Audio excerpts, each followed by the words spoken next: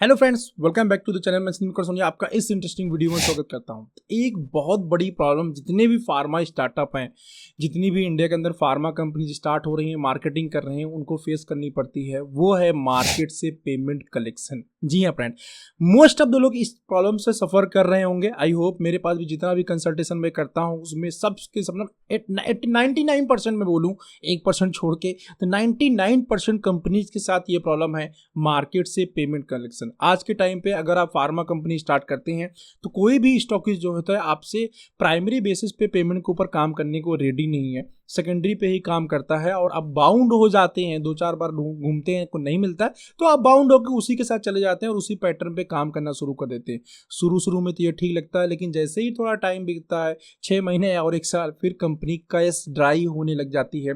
Time पे पैसा ही नहीं आता कंपनी के पास में, और उसकी वजह से आप एम्प्लॉय को टाइम पे सैलरी नहीं दे पाते, उसकी वजह से टाइम पे ऑर्डर नहीं कर पाते, और उसकी वजह से टाइम पे इन्वेस्टमेंट एक्टिविटीज नहीं कर पाते, राइट।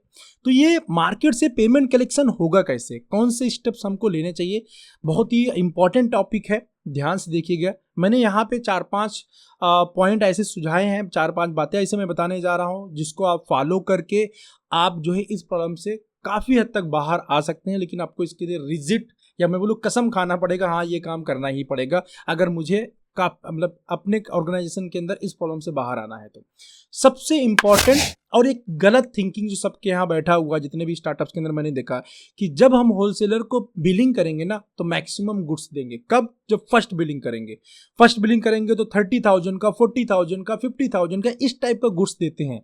ये सबसे बैड हैबिट है। हमेशा किसी भी बड़ी ऑर्गेनाइजेशन के अंदर ये कहा जाता है, जितनी भी एस्टेब्लिश कंपनी है, कि जब भी न्यू प्रोडक्ट बिलिंग हो एंड या फिर नया डिवीजन लॉन्च हो, उस केस के अंदर हमेशा ना मिनिमम बिलिंग करो, क्योंकि जो फर्स्ट बिलिंग होती है ना उसमें हमें जो क्रेडिट डेज देना पड़ता है वो ज़्यादा देना पड़ता है। अंडरस्टैंड? तो सबसे पहला काम यही आपको करना है कि आप जो फर्स्ट बिलिंग करते हैं किसी भी होलसेलर के पास में, चाहे आप न्यू फर्स्ट टाइम ही बिल क्यों करने जा रहे हैं, उसको मिनिमाइज कर दीजिए। कितना मिनिमाइज करेंगे? 5,000 रुपीज़, ओनली 5,000 रुपीज़ से ज़्यादा एक भी रुपीज़ का बिलिंग मत करिए। 5,000 रुपीज़ की बिलिंग करिए। 60 डेज का आप क्रेडिट साइड चाहो तो आप दे सकते हो, इससे ज़्यादा भी दे सकते हो, इससे कम भी दे सकते हो, अगर वहाँ की जैसा आपका लोकेशन एरिया हो, राइट। तो उस कंडीशन के अंदर क्या होगा कि फर्स्ट बिलिंग 60 डेज का क्रेडिट साइड रहेगा। तो ऐसी सिचुएशन के अंदर आप जो होलसेलर है उनसे आप बोल सकते हो कि मैं आपको 60 डेज का पेमेंट साइड दे रहा हूँ, अगर मेरा गुड्स नहीं बिकता तो आप मुझे वापस कर दीजिएगा। बट जो बिलिंग होगी वो बिना चेक बिलिंग नहीं होगा। मीन्स मेरा यहाँ कहने का मतलब ये है कि प्राइमरी जो आप बिलिंग करेंगे बिना स्टॉकिस्ट के, चेक के मत करिएगा। यह सबसे इंपॉर्टेंट चीज़ है। बिना चेक के बिलिंग करेंगे आप प्रॉब्लम में जाओगे। अब यहाँ पे दूसरी बात निकल के आती है कि सर स्टॉकिस्ट कोई इस बात पे मानता ही नहीं है कि हम प्राइमरी पे बिलिंग कराएंगे, सब कोई सेकेंडरी भी पेमेंट देने के तैयार है। हाँ, यहाँ पे आपको 2-3 महीने स्ट्रगल करना पड़ेगा, घूमना टहलना पड़ेगा, स्टॉकिस्ट को मनाना पड़ेगा, बातचीत करना पड़ेगा। कोई रेडी नहीं होता है तो आपको क्या करना पड़ेगा, न्यू स्टॉकिस्ट के साथ अपनी जर्नी स्टार्ट करने पड़ेगी, ठीक है। और कुछ ट्रिक तो ऐसे हैं जिसको मैं यहाँ ओपन प्लेटफॉर्म पे नहीं बता सकता हूँ, वो मेरा वर्कशॉप का वीडियो लेके आप जान सकते हैं, या मेरे साथ जूम कंसल्टेशन कॉल बुक करके जान सकते हैं। जो यहाँ पे बताने लायक है वो चीजें मैं आपको साथ शेयर कर रहा हूँ, राइट। तो आप जो है फिलहाल ये कर सकते हैं कि जो फर्स्ट बिलिंग होगी किसी भी तरह एनी हाउ मैनेज करिए। एमआर से बोलिए, मैनेजर से बोलिए कि ऐसी पार्टी के साथ काम करें जो कि फर्स्ट नहीं, सारी की सारी बिलिंग वो पहले चेक देके, मैंने एडवांस पीडीसी देके उसके बाद बिलिंग करे। तो आपको भी ये 2-3 महीने प्रॉब्लम होगी, बट इसी पैटर्न को आप फॉलो करो, अदरवाइज बाद में बहुत ज़्यादा प्रॉब्लम में जाओगे। फर्स्ट बिलिंग 60 डेज की पेमेंट साइड पे कर सकते हो। सेकंड बिलिंग आप करते हैं, नॉर्मली जो स्टैंडर्ड है कंपनी का वो 45 डेज प्लस 21 डेज है, तो आप इसको फॉलो करते हो। अब 60 डेज प्लस 30 डेज का पेमेंट साइड दे सकते हैं, थोड़ा बहुत ऊपर नीचे अपने अकॉर्डिंग आप एडजस्ट कर लीजिएगा, राइट। तो पहली बिलिंग मिनिमम बिल्कुल 4-5 हज़ार रुपये, कोई नहीं माना 3,000 रुपये की बिलिंग करो, कोई दिक्कत नहीं। बोलो चेक पे बिलिंग करेंगे, 3,000 की बिलिंग करेंगे, बट हम चेक पे ही करेंगे। और वो माल जल्दी से अपने मेडिकल रैप के थ्रू या आप खुद जाके काम करके उसको लिक्विडेट कर दीजिए। अब उसका माल बिक जाएगा पार्टी का, तो सिंपल सी बात है, वो ऑर्डर करेगी, जब ऑर्डर करेगी दूसरा जाएगा गुड्स, वो 30 डेज के पेमेंट साइड पर जाएगा। सेल का प्रेशर क्रिएट करिए अपने मेडिकल रैप के ऊपर। सेल्स का प्रेशर मतलब देखो, जब आप न्यू कंपनी लॉन्च करते हो ना, सेल करने की जिम्मेदारी एक्चुअली मेडिकल रैप की नहीं है। हम गलत फहमी में हो जाते हैं कि मेडिकल रैप सेल लेके, नहीं साहब, मेडिकल रैप सेल लेकर के नहीं आता। मेडिकल रैप तो वो करता है जो कंपनी बोलती है। तो जब आप न्यू कंपनी लॉन्च कर रहे हैं ना, अपने थिंकिंग या दिमाग से बाहर निकाल दो कि मेडिकल रैप सेल करता है, नहीं। आपको दिमाग लगाना है एज ए न्यू कंपनी आपकी मार्केट से सेल क्यों, कैसे आएगी, क्यों आएगा, कौन सा आपने ब्रांड लॉन्च किया है, उसकी यूएसपी क्या है, और आपने वो ब्रांड्स लॉन्च क्यों किए हैं। ये आपको मार्केटिंग स्ट्रेटजी बनानी पड़ेगी। सेल लाने की पहली रिस्पॉन्सिबिलिटी कंपनी के मालिक की है, जिसने कंपनी लॉन्च किया होगा एज ए स्मॉल स्टार्टअप। ठीक है, ये करोड़ वाली कंपनीज की मैं बात नहीं कर रहा हूँ, वहाँ अदर टाइप की थोड़ी मार्केटिंग होती, टीम होती है।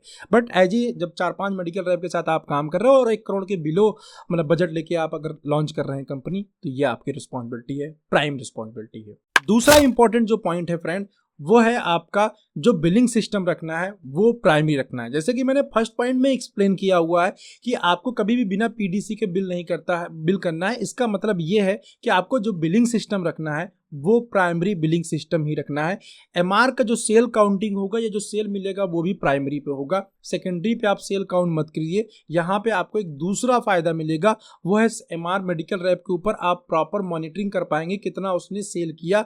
नहीं तो सेकेंडरी में अगर आप जाएंगे तो सेल की मॉनिटरिंग नहीं हो पाएगी। थर्ड जो पॉइंट है वो इंपॉर्टेंट पॉइंट है, डोंट डेविएट द क्लोजिंग। अपना जो है क्लोजिंग का एक डेट फिक्स करिए, वो 25 हो सकता है, 26 हो सकता है, 27 हो सकता है, 20, जो भी डेट आपको लगता है, 25 से 30 के बीच में जो भी डेट रखना है, बट वो डेट फिक्स रखिए। उस दिन सेल क्लोज होने का मतलब होना चाहिए सेल्स क्लोज। अब कोई बिलिंग नहीं होगी मतलब नहीं होगी। अगर 25 तारीख क्लोजिंग कर रहे हैं, क्लोजिंग के बाद जनरली कंपनी 3 से लेके 5 दिन तक बिलिंग नहीं करती, ज्यादा जनरली 3 दिन ये सिस्टम होता है।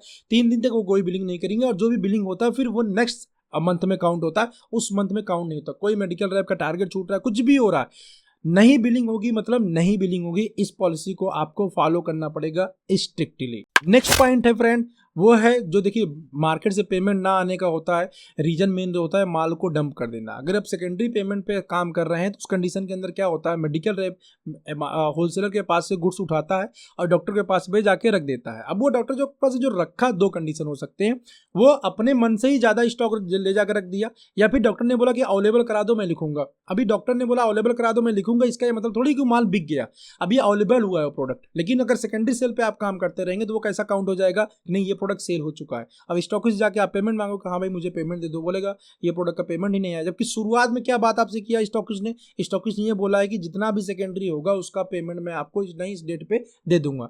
लेकिन जब इस तरह से आपका मेडिकल रैप जो है वो गुड्स फंसाने लग जाएगा मार्केट के अंदर, उस सिचुएशन के अंदर आपको जो है पेमेंट स्टॉकिस्ट से नहीं मिलेगा, जबकि स्टॉकिस्ट ने कमिटमेंट किया हुआ उसके बावजूद भी, क्योंकि आपका माल स्प्रेड होता जा रहा है मार्केट में, बट उसका पेमेंट कलेक्शन स्टॉकिस्ट के पास में नहीं आ रहा है। इसके लिए आपको जो है प्रिस्क्रिप्शन सेल के ऊपर ज्यादा ध्यान देना होगा, और डिस्पेंसर सेल अगर आप कर रहे हैं, जैसे इनिशियल में नई कंपनी तो हम डिस्पेंसिंग पे जाते हैं, तो ऐसे डिस्पेंसर डॉक्टर के साथ में काम करिए जिसका पेमेंट अच्छा हो। ये कैसे पता चलेगा, ये स्टॉकिस्ट बताता है। स्टॉकिस्ट लंबे टाइम से मार्केट के अंदर काम कर रहा होता है, उसको मालूम होता है कौन सी पार्टी अच्छी है, कौन सा मेडिकल स्टोर अच्छा है, कौन सा डॉक्टर अच्छा है, कहाँ पे पेमेंट टाइम पे आता है, कहाँ पेमेंट डिले करके आता है, किसकी क्या सिचुएशन है, कौन कितने पानी में, उसको सब पता है। इसीलिए अगर वो प्राइमरी पे अगर बिलिंग कराया हुआ होगा पार्टी, तो मेडिकल रैप को इसे फ्री में गुड्स नहीं देगा, या फिर मेडिकल रैप से पेमेंट पे देगा, या मेडिकल रैप पे रिलेशन पे देगा। थर्ड, लिमिटेड देगा, वो अंडरस्टैंड, लिमिटेड गुड्स देगा। इससे क्या होगा कि आपका मन चाहा गुड्स जो है फील्ड में जाके फंसेगा नहीं। और यस, कई बार मेडिकल रैप्स क्या करते हैं कि पेमेंट लेके भाग जाते हैं।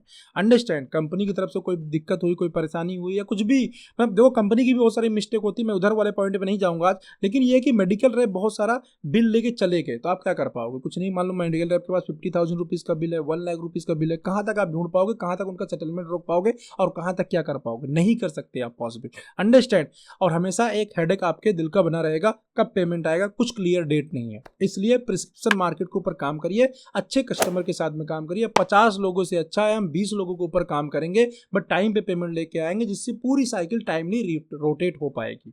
इसके बाद जो नेक्स्ट पॉइंट है फ्रेंड, वो है फोकस ऑन द ब्रांडिंग।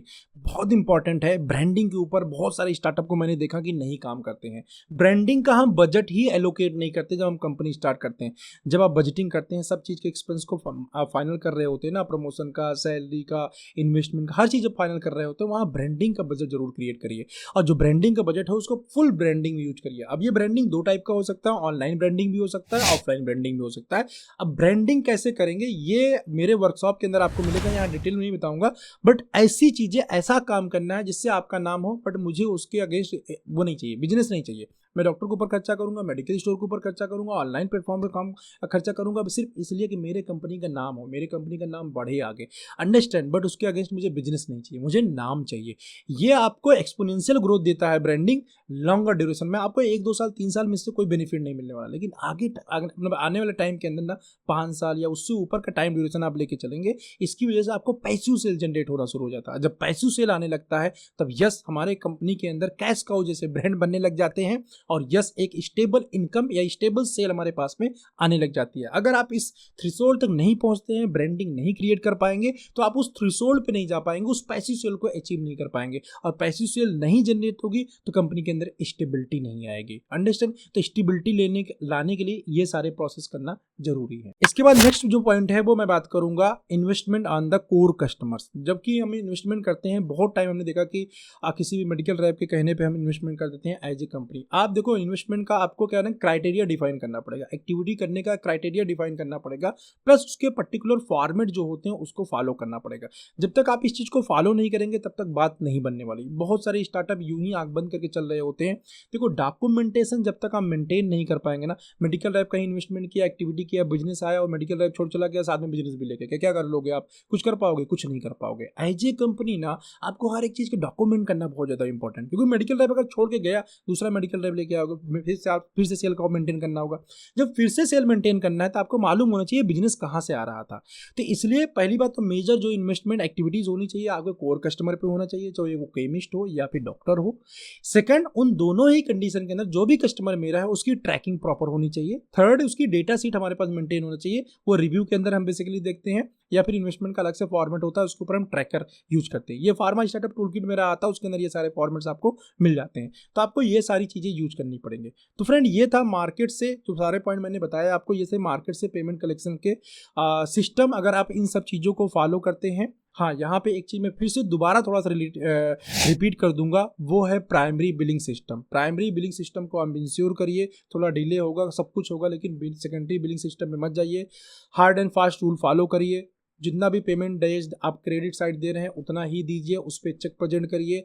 और मेडिकल रैप के ऊपर थोड़ा सा आप फोर्स करके रखिए कि वो जो है गलत जगह अपने जो गुड्स हैं वो ना दे, ताकि पेमेंट ना फंसने पाए। अगर वहां से पेमेंट स्टॉकिस्ट से पास में आएगा और स्टॉकिस्ट आपको टाइमली पेमेंट करेगा, कोई प्रॉब्लम नहीं होगी। आप इसी साइकिल को रोटेट करने की कोशिश करिए। बहुत सारी जगह आपको ऐसा होगा कि आप बोलोगे सर डिस्पेंसर डॉक्टर पे हमें उधार देना ही पड़ता है। यस, देना पड़ता है। अच्छे डॉक्टर के ऊपर दीजिए जहाँ से साइकिल रोटेट हो सके। स्टार्टअप कंपनी में 70-80% जो बिजनेस आता है वो हमारे इंटीरियर से आता है, डिस्पेंसर डॉक्टर से आता है। आई अंडरस्टैंड, बट जो उसका बिलिंग का पावर है, जो पेमेंट कलेक्शन का पावर है, वो होलसेलर के हाथ में रहने दीजिए। मेडिकल रैप के हाथ में पूरा पावर मत जाने दीजिए। अगर वो गया तो आपके लिए एक बहुत बड़ा रिस्क हो सकता है, राइट।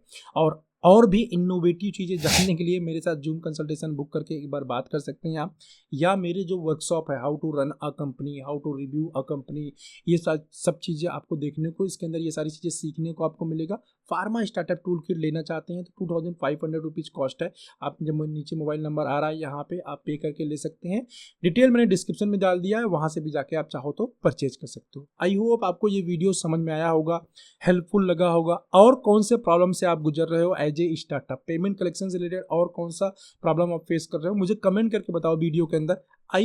मैं कोशिश करूंगा पूरा कि यार उसके लिए मैं सॉर्ट आउट करने का कुछ सोल्यूशन मैं आपको दूं जो आपके लिए हेल्पफुल हो और आपका जो कैश फ्लो है कंपनी का वो मेंटेन हो सके, राइट। चलो, चैनल पे नए हैं तो चैनल को सब्सक्राइब कर दीजिए, क्योंकि मैं ऐसे इंफॉर्मेटिव वीडियो फार्मा स्टार्टअप के लिए बनाता रहता हूं। और यस, बेल आइकन को हिट कर दीजिएगा ताकि अपकमिंग जो वीडियोस हैं उसका नोटिफिकेशन आपको मिल जाएगा, राइट। और कुछ इंपॉर्टेंट वीडियोज का लिंक मैंने डिस्क्रिप्शन में दिया है, उसको जाके जरूर चेकआउट करिएगा। चलिए, इस वीडियो को देखने के लिए आपका बहुत बहुत धन्यवाद। मिलते हैं ऐसी किसी इंटरेस्टिंग वीडियो में नेक्स्ट टाइम। बाय।